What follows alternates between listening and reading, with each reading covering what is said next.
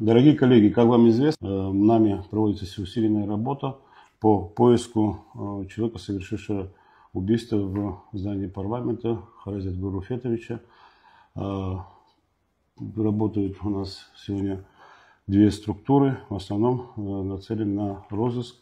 Соответственно, хотелось бы заслушать, и на какой стадии розыска мы находимся в целом. Ведутся оперативно-розыскные мероприятия совместно с МВД. Все профильные подразделения СГБ задействованы.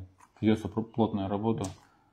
Товарищ министр с сотрудниками управления уголовного розыска совместно с оперативными подразделениями ГОР и органов проводит комплекс оперативно-розыскных мероприятий на установление и задержание Харазия Руфетовича в настоящее время.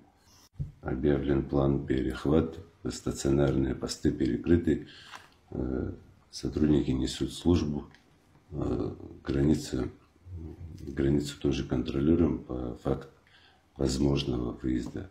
На границе работает оперативное подразделение, усиленное пограничное управление на предмет пересечения как по мосту, так и в обход официальных пунктов пропусков. Совместно с коллегами из пограничного управления ФСБ России организованы так называемые закрытые секретные посты. Ведется патрулирование в усиленном режиме. Достаточно проблематично в сегодняшних условиях пересечь госграницу незаконно. Проводится работа по осмотру различных локаций, возможного нахождения Харазия. Ряд мероприятий проведены, и есть еще комплекс мероприятий, которые отрабатываются. О результатах будем докладывать, соответственно, уже по результату. Нужно предельно взвешенно, предельно, так скажем, тактично и правильно подходить ко всем исполнению всех задач, которые перед нами стоят.